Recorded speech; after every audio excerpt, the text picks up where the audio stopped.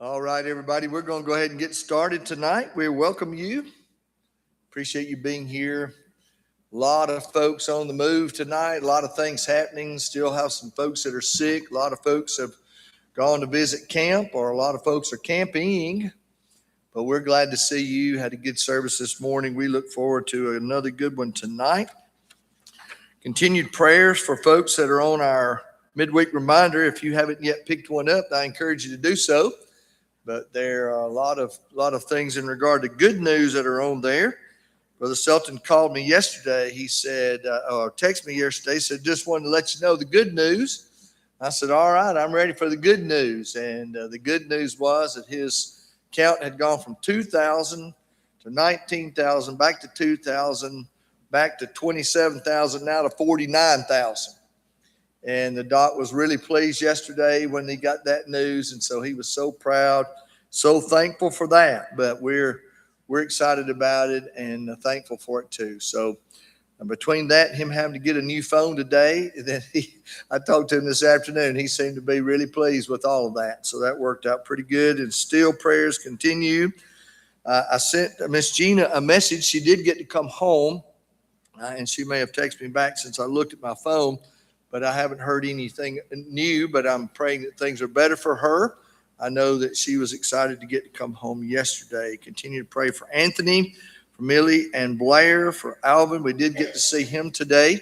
Prayers for Alvin. A lot going on with him. Several things that are a part of his life right now. Continue to please pray for Shane Swan as his cancer has been discovered in multiple places, and they're looking for treatment methods. Melanie Perry continues to improve. Thankful for that. Philip May did get more definite times and dates today regarding his gallbladder situation, so we're thankful for that. Continue to pray for Hattie Griggs and Laura Griggs. Hattie is at St. Jude's, and Laura had a car accident. Mary Kay continues to came in without her walker or cane. We're glad that she's doing well, and pray blessings with Mary Kay as she's trying to get better, recover from her knee surgery. Jim Townsend, continue to pray for him. I heard back from Helen DeRusso yesterday that her deal went well. Have not heard from her sister's procedure that she had yesterday. Helen's was on her back, her sister's was on her heart. So let's be mindful of Janice. And then also Autumn's little brother, Kingston, is in the hospital and needs some extra prayers, and hopefully he can get settled in the things that are going on with him. So mindful of all of them. I did see Dwayne Hamner today, and the hospice nurse was there with him, and got to visit just for a few minutes as they were getting some things together. But we did get to say hello and visit with him for a few minutes today. But please pray for Dwayne and maybe others. Is there anybody else we need to add to our list this evening as we have our prayer tonight? Yes, sir.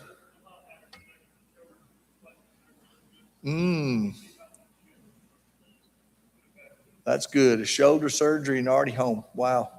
Well, bless her heart. And shoulder replacement surgery.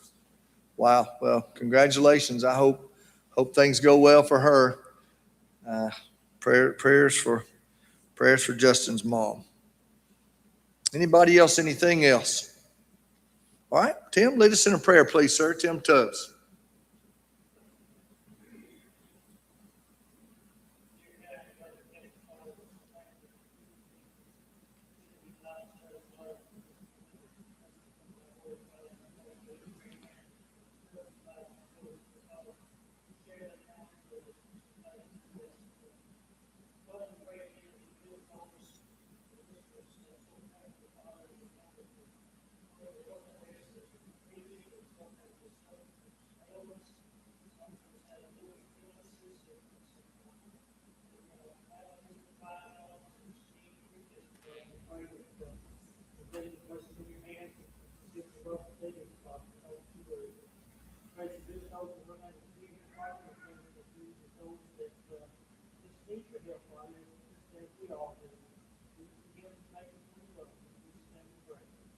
Amen. Thank you. Thank you very much. All right. How long How long is a long life? How long is a long life? Sometimes you hear somebody, you ask them, well, how are you today? In fact, twice in the last 2 days, I've said to somebody on the phone, how are you today? They said, I woke up this morning, and they're counting that as a good day. Well, I'm glad that they were having a good day, and I'm glad that they did wake up today. How long is a long life? The Bible talks about living a long time. Monday, I went to lunch. And I was eating downtown, and as I made my way to the parking place, then the way you have to park down there, at least where I was parking, they have a little QR code. You used to could put a quarter or a dime or a nickel or something in the meter. Well, they have a little QR code, and so I get my phone out. And I'm trying to scan that QR code. I'm pretty hungry, and I'm needing to hurry up, and so I scan that QR code, and then it asked me, what section or what area are you parking in? So I put in the 5-digit code, for what area I was parking in. And then it said, how do you want to pay for this? And so you have to designate that. And then they like for you to indicate the tag number so that they do come by to check and see that you're there. And the bad mistake I made Monday is I hit the wrong tag number. I couldn't figure out how to get it all worked out. But anyway, I did manage to get to park there. And then the next question was, how long do you estimate parking in this spot? And I'm thinking, well, a normal lunchtime usually lasts about an hour, give or take. And so I estimated that I was going to park there for 1 hour. And so I hit that button. And so a credit card and 90 cents later, I had a chance to park in that parking place and walk right there to where I was going to eat lunch. To be able to park there. But I managed to get through the gambit of all of that. Well, all right, I'm glad to have a parking place. Don't mind the 90 cents.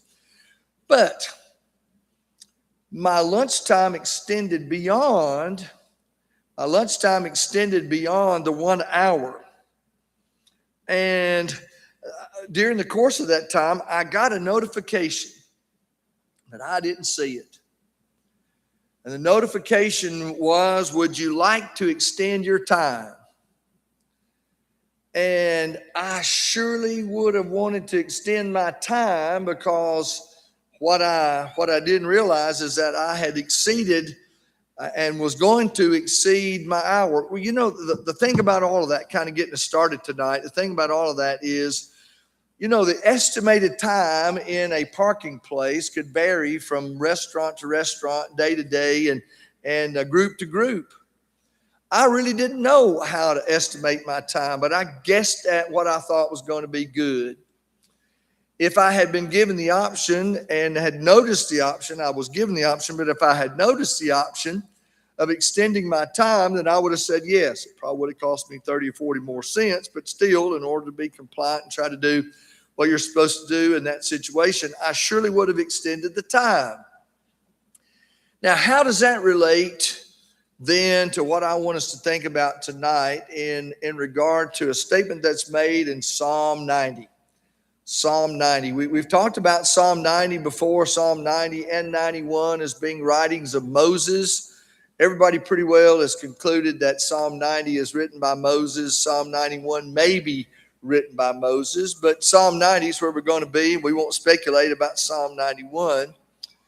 But Psalm 90, verse 12 says, teach us to realize the brevity of life. Teach us to realize the brevity of life so that we may grow in wisdom. Teach us to number our days, your Bible might say. Teach us to number our days so that we may grow in wisdom. This morning I asked the assembly. I said, well, how would you fill in the blank? And I said, life is, and there were 5 or 6, 7 or 8 answers that popped out really quickly. Miss Mary Lou said life is a vapor, and Donnie Brederick said life is short. And both of those were part of my study and part of my conversation that I wanted to have today. Somebody else said life is pleasant. Somebody else said life is good. Somebody else said life is unfair. Sometimes somebody else said life is hard. And you know, for each person and in their life and in their circumstances of life, some of those may have been true for all of them, maybe one or two for others. Some, it might have just been one of those. But I would say for sure that one that we all had in common would be the idea of life being short. You said, well, now, wait a minute. What if I live to be 100 years old? Well, that might be pretty awesome. We used to go to exercise class with a man that was 101. And I saw him work out with weights. And he was, you know, on the weight machines, and he knew what he was doing. 101 years old. Carla's mom was talking about difficulties. I said, Grandma, we go to exercise class with somebody that's 101. Her exclamation on all that was, well, I'm glad he can do that. But she was declaring that wasn't going to be in her train of thought, nor was it going to be a part of what she was planning on doing. What I want us to think about, though, tonight in connection with Psalm 90, verse 12, is the phrase, life is short. Life is short.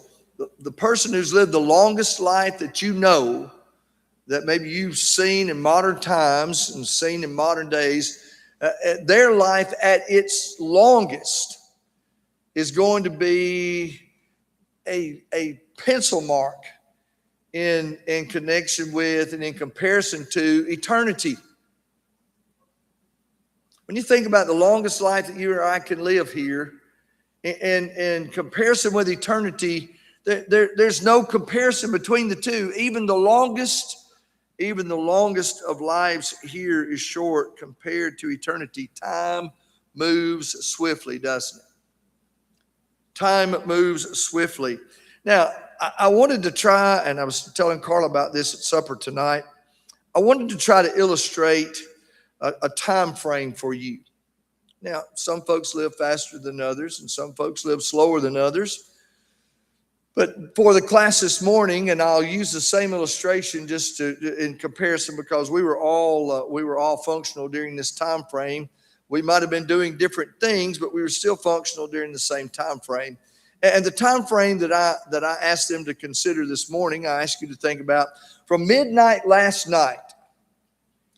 From midnight last night till 10 o'clock this morning. From midnight last night to 10 o'clock this morning, what were you doing?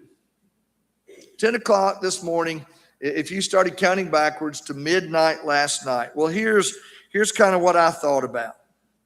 In the course of that 10 hours, from midnight to 10 o'clock this morning, something to the effect of you slept or tried to.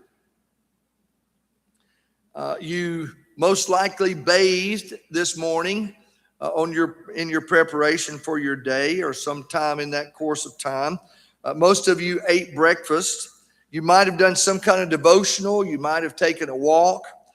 You might have watched the news, but you at some point dressed for the day, and then you went to or did whatever you did between the time that you got up and 10 o'clock this morning. So that's 10 hours. Now, we could go around the room, and I'm sure you could fill in some more blanks, and you would add some things to it. I know Brother Selton and James, they were both talking, James White, they were both talking about waking up early. And I think they've been racing to see who's going to get up first. And, talking about they're waking up at 3 o'clock in the morning. Brother Selton said he's making it about to 4 o'clock now. Gets up and makes coffee, goes out on the front porch and reads his Bible or watches the cars come by. James, I think he's an early riser, wakes up pretty early too. That may be you as well.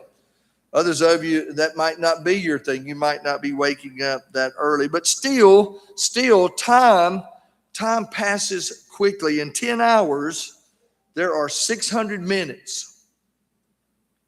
600 minutes. You think, well, it's not that long, but then it might be. In that same time frame, there's 36,000 seconds. 36,000 seconds in 10 hours. And you can scope out 10 hours in your life and think about what you might do in that time frame. What I was curious about is what could be done in 10 hours. What could be done in 10 hours, and how might you or I think about that if we think about some of those things? So I started thinking, all right, how far, if I were going to get on an airplane, in Huntsville, Alabama and fly for 10 hours, where could I fly to? And I found out that I could fly 10 hours and get from Huntsville, Alabama to Honolulu, Hawaii. Now, the time that it took for me to sleep, wake up, and all the other things I talked about earlier, in that 10 hours, I could have flown from Huntsville, Alabama to Honolulu, Hawaii.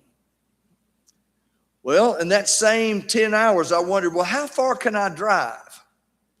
If you don't stop, if you just get in the car and drive, in that same 10 hours, I could drive from my house. I could drive from my house to Detroit, Michigan.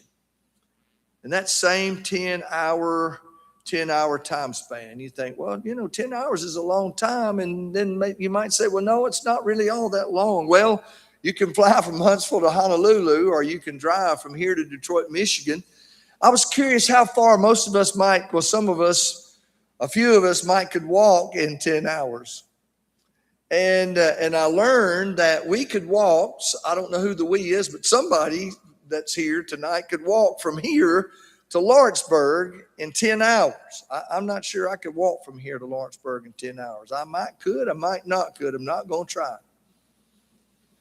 I would be measuring how fast I could drive from here to Lawrenceburg, but not how fast I could walk from here. But it's still 10 hours to walk from here to Lawrenceburg. If you read, and you're a pretty good reader, you could read a 360-page book in 10 hours. Now, if I had a 360-page book and I was on a timer, it'd take me 2 weeks.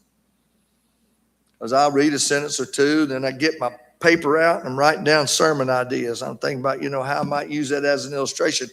I do not read casually. I don't read for pleasure because I'm not good at it, because I have a hard time staying focused on what I'm reading.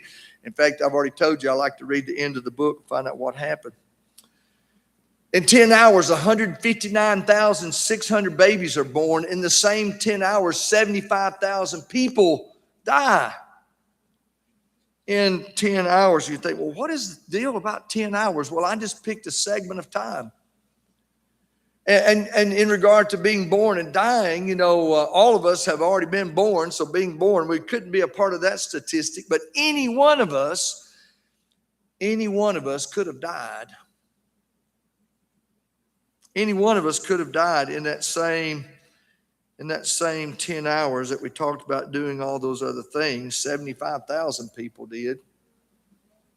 It just wasn't one of us.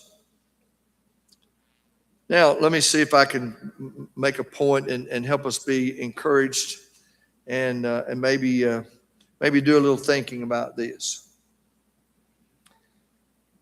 Just marking any 10-hour segment of time. Most of the time, we really don't think about the important things in a normal segment of time, unless they kind of rise to the top, or unless somebody reminds us of them. As a rule, we typically do what we do on a regular and consistent basis. Some years ago, I ran into this couple. Their name was John and June. John and June, and they were a fun couple. They were, I'd say, in their mid-70s, pretty fun couple, and they had this little thing that they went through back and forth. And one of them said something, then the other one say, "See there now, see there now." Well, I stayed with them for a week one time on a campaign, and on Monday morning, just kind of trying to learn who they were and some things about them, I said, "Well, tell me about a normal week in the life of John and June." Well, they had a pretty good routine. When they first woke up in the morning, they made coffee, and then they had step by step what they did in the course of a day. At 10 o'clock on Monday morning, John always rolled the garbage can out to the road. And it was kind of like what you do at 10 o'clock in the morning. And they had their time marked on every day, what they did and what they expected to do from day to day, Monday and Tuesday, Wednesday, and on down the line. Now, I don't know many people that live that way, but there are some that do, and John and June were two of them.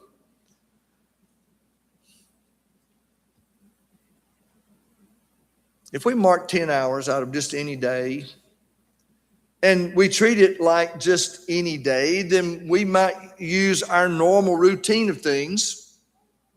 Sometimes we might get off track. But if you or I knew that those 10 hours were our last 10 hours, if we knew that those 10 hours were our last 10 hours, how important would the important things become? And how unimportant would the unimportant things be? Sometimes, if we're not careful, we let things that aren't important take the place of things that are most important. Curious about Moses. Curious about the setting in which, and the mindset and all the things that went into Psalm 90 verse 12, where he said, so teach us to number our days. Psalm 90 verse 10, that's the most famous of the verses, I suppose, in Psalm 90, talking about the length of our life, talking about 80 years and 10, if you're strong, you might have 80 or 70 or 80 if you use modern language like that. But then he says, teach us to number our days. How different would my life be?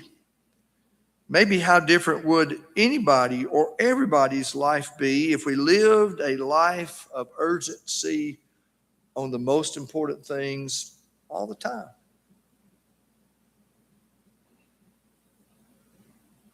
How different might my life be or your life be if the most important things stayed the most important things and they were in our sights and they were in our focus all the time? Oh yeah, I mean, obviously you can't be at a level 10 all the time, but sometimes level 10, we never get there because maybe some of the other things that we think about first.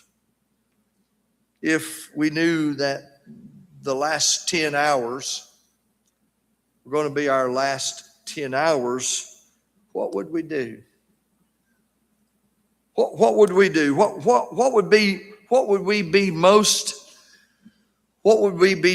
concerned about in that moment? Now, let's go from Psalm 90 to Ephesians chapter 5. Ephesians chapter 5, again, we can drop right into the middle of something, and sometimes if we're not careful, we could take something and try to make it say something that it doesn't. We take something out of context, and we want to guard against that and be careful. But I think we're safe in our subject tonight and looking at Ephesians chapter 5, where Paul says to the folks at Ephesus, so be careful how you live. Be careful how you live. Be careful how you live. Do you remember a time in your life where somebody said to you, you better be careful? You better be careful. You remember what was going on with you in that moment when somebody reminded you, you better be careful? Usually when somebody says, be careful, they feel like that you're in danger of something terrible happening, or you're one step away from a bad situation, or you're one quick decision away from a tragedy or a trauma of some sort. Be careful how you live. And we could make a point here along those lines with what Paul said in Ephesians chapter 5. But I do want you to expand that just a little bit. He says, concentrate on the way you live. Concentrate on the way you live. Here's the thing that I'm guessing. Here's the thing that I'm guessing, and I guess I could speak for myself. But if I knew my last 10 hours were going to be my last 10 hours, I'd be sure that I used them in the best way that's possible to the best of my ability. And the things I needed to do that I hadn't done, one of the things that haunts me the most in regard to my life is things that I hope to accomplish that I'm fearful that I'm not going to get to. And if I wind up finding out that one particular day is going to be my last day, there'll be a lot of things that I'll be thankful for, maybe things I'll be proud of, but I could just about bet on my last day, if I know it's coming, there's going to be something that I'll say, oh, I wish I had done that. I wish I had been able to accomplish that. And I don't think I'm alone. I'd say there'll be other people in that same boat. But be careful, not just watching out, but concentrate on the way that you live. He says, don't live like fools. And the simple illustration on that is a fool lives like there is no God. And folks, it's easy in our world for people to conduct themselves as if there is no God. And they do what they do, in some cases hoping that there isn't one.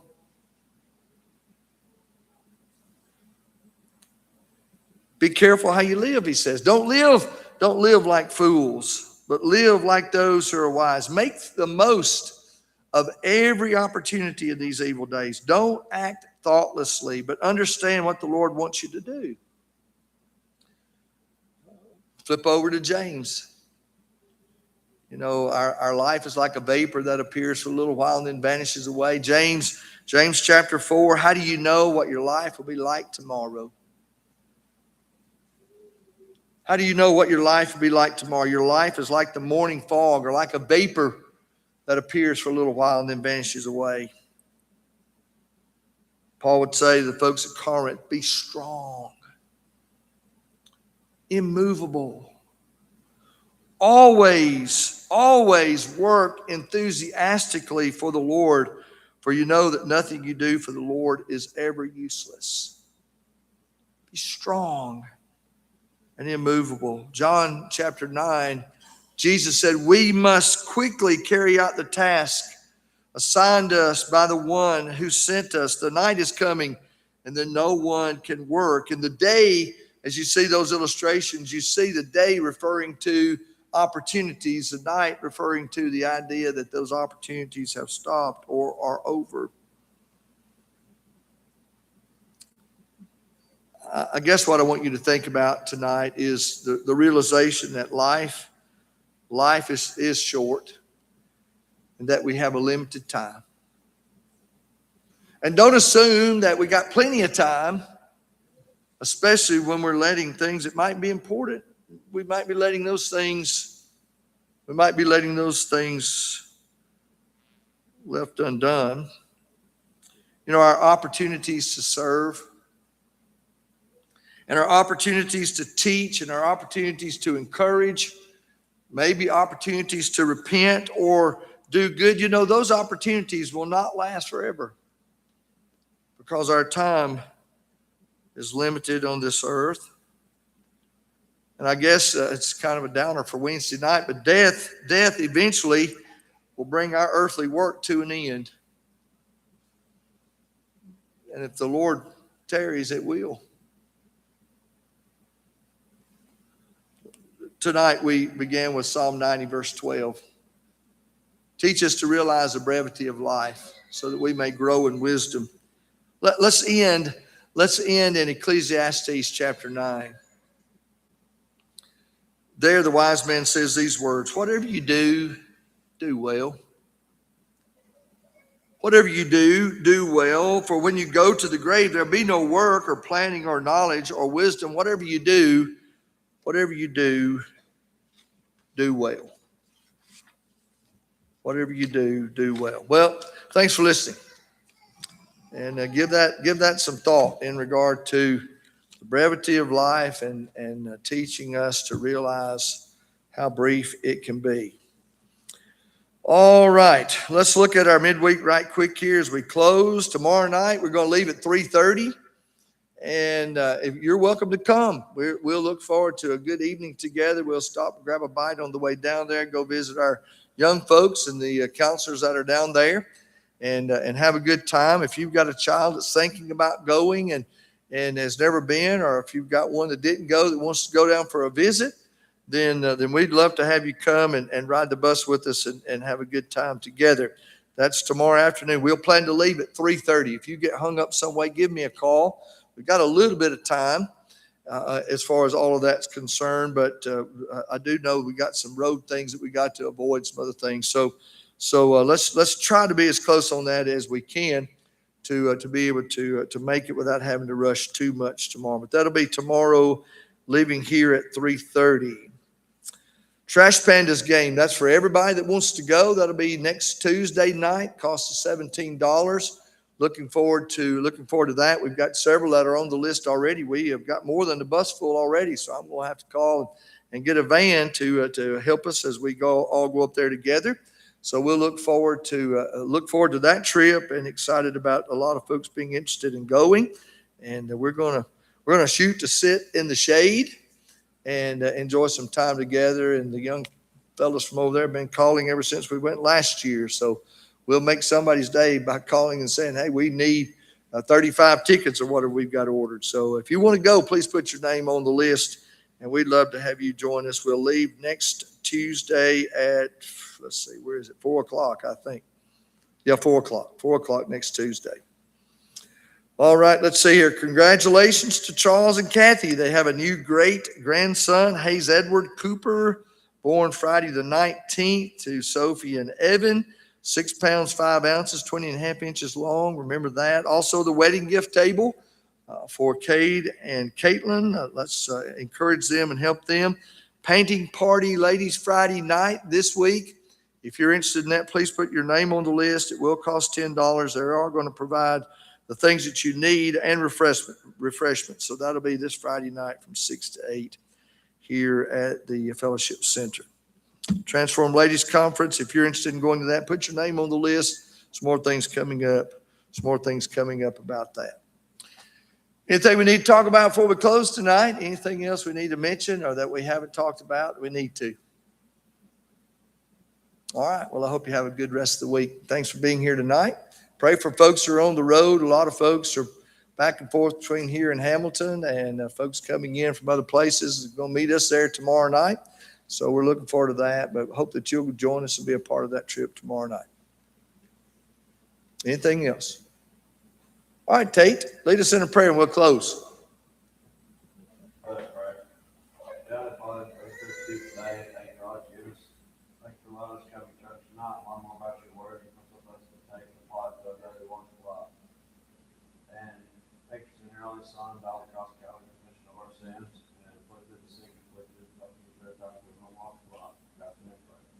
Amen. Thanks for being here tonight.